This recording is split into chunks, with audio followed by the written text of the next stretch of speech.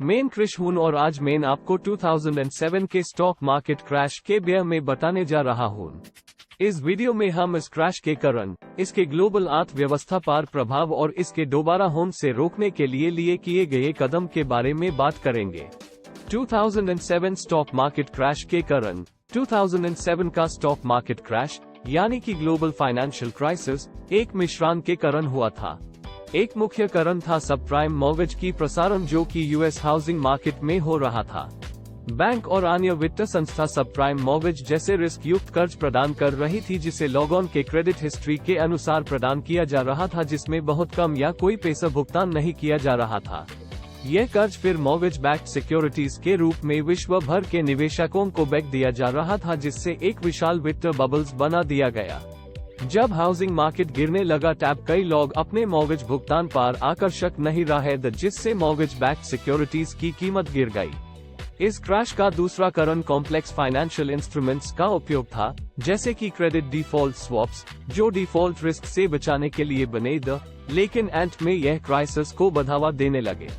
2007 stock market crash का प्रभाव। इस क्रैश का प्रभाव गंभीर और लंबा था। इसने वाइड स्प्रेड जॉब लॉसेस, फोरक्लोजर्स और बैंक्रप्सीज का कारण बनाया। कई लोगों के सेविंग्स और धन को नष्ट कर दिया और ग्लोबल अर्थव्यवस्था में एक गहरी मंदी शुरू हो गई, जिससे कई सालों तक लगातार प्रभावित रहा। विश्व भर में सरकारें पूरी तरह से फेल होने से बचने के लिए कदम उठाना पड़ा। अमेरिका में सरकार ने $700 बिलियन का बेल आउट पैकेज प्रस्तुत किया, जो स्ट्रगलिंग बैंक्स और अन्य संस्थाओं को सहायता देने के लिए किया गया था। अन्य देशों ने भी ऐसे ही उपाय अपनाए अपनी अर्थव्यवस्था को मजबूत करने के लिए। दोबारा होने से बचने के लिए किए गए कदम। इस क्राइसिस के बाद दोबारा होने से बचने के लिए कई सुधार किए गए हैं। एक बहुत बड़ा सुधार था dot-Frank wall street reform and consumer protection act, जिसमें बैंक्स और अन्य वित्तीय संस्थाओं पर नए नियम बनाए गए थे, जिससे एक्सेसिव रिस्क टेकिंग से बचाया जा सके। अन्य सुधार में फाइनेंशियल मार्केट्स में ग्रेटर ट्रांसपेरेंसी, मॉर्गेज लेंडिंग के लिए स्ट्रिक्टर रिक्वायरमेंट्स और क्रेडिट रेटिंग एजेंसीज की अधिक निगरानी शामिल थी। अंत में 2007 के स्टॉक मार्केट क्रैश एक गंभीर घटना थी जिसके ग्लोबल अर्थव्यवस्था पर बहुत बड़ा प्रभाव पड़ा था।